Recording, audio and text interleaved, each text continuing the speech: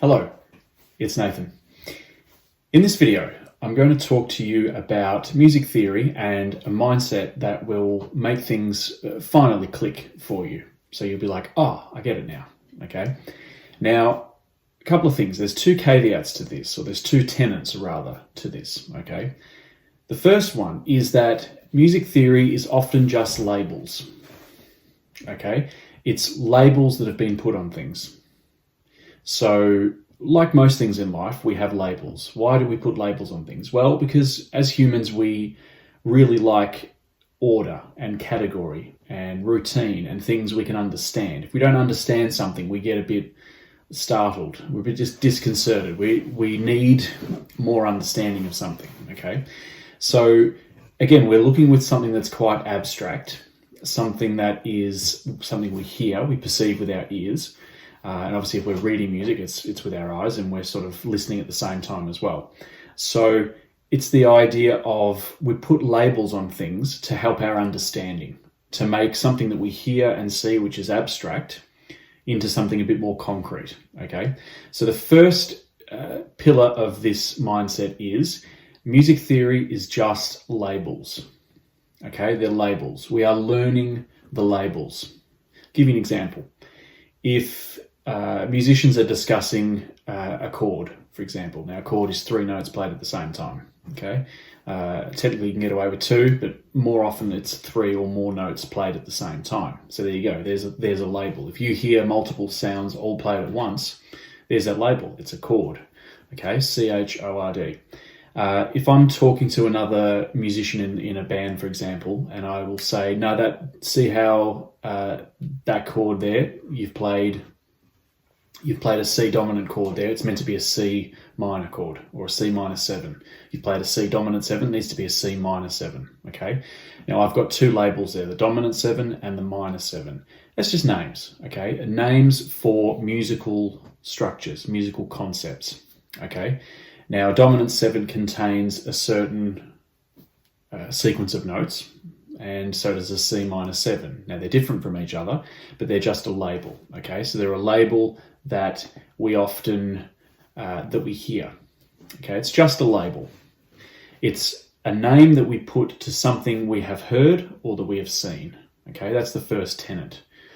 The second tenet of this mindset is it's just instructions. Now, if you've watched the other videos on my channel, you would have seen this, okay? It's just instructions.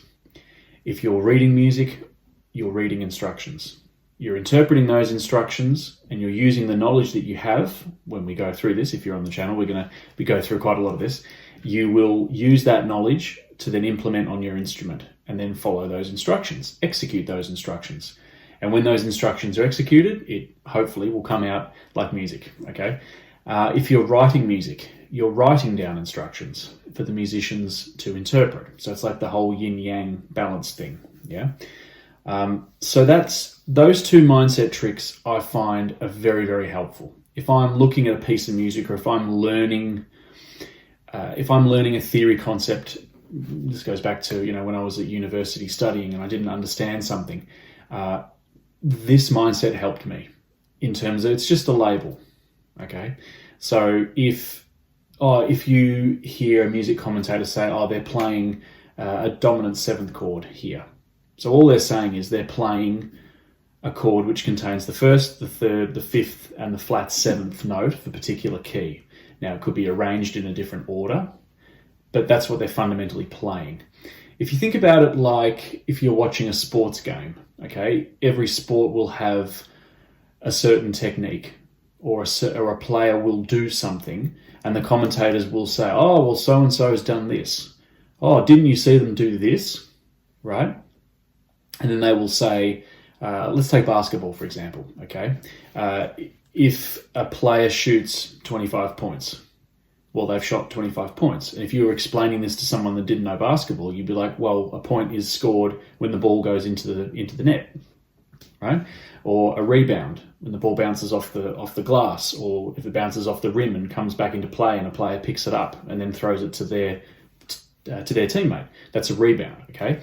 So there's 2 labels that we've just, if you didn't know what basketball was, or if you've never seen it before, you now know what that means. So if you're learning music theory, it's just learning the labels. That's all. I do feel for you though, if you've sort of looked at this channel and looked at another channel and then look at over that channel and then look at this and and you've found your way to me.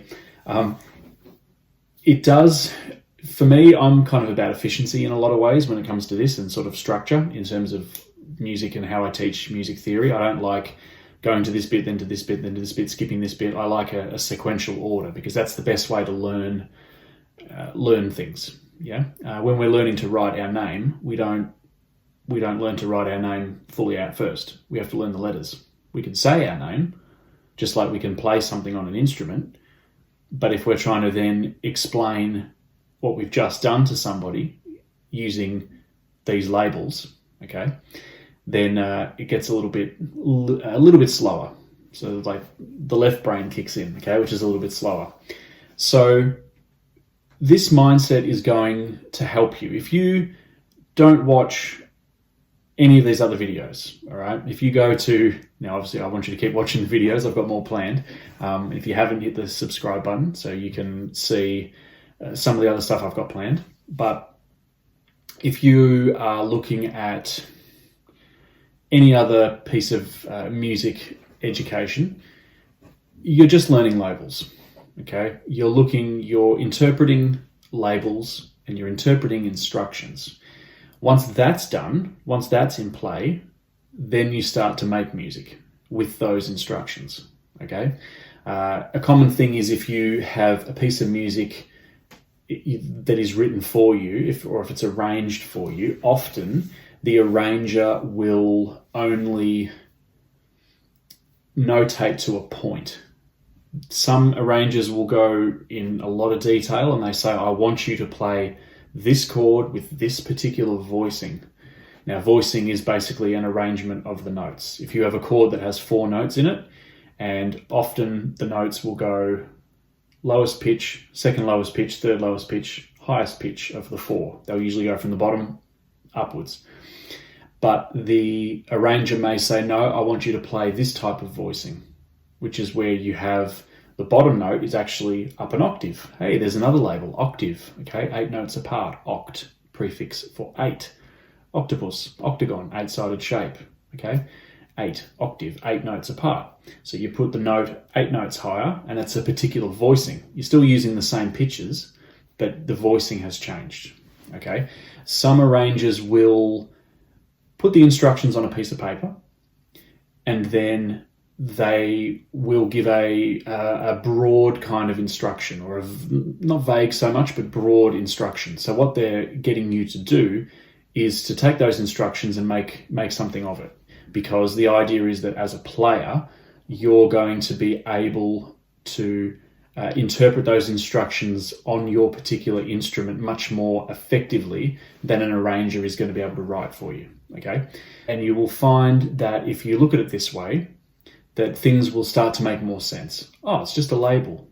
Okay, what does that label mean? And then we go from there, okay? It doesn't matter whether you're learning about what a minor triad is, or you're learning, 2-5-1 in a minor key, or you're a 3-6-2-5 with reharmonizing thing with a tritone substitution here at bar 16, and then we've got a figured bass thing here.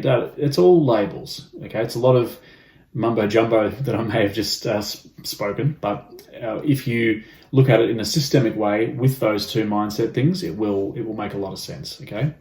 All right, so hope this was a value for you. At least you got something that's going to help you as you go on your music journey, all right? So hit the like and subscribe button if you haven't already, and look forward to talking to you in the next video. Cheers.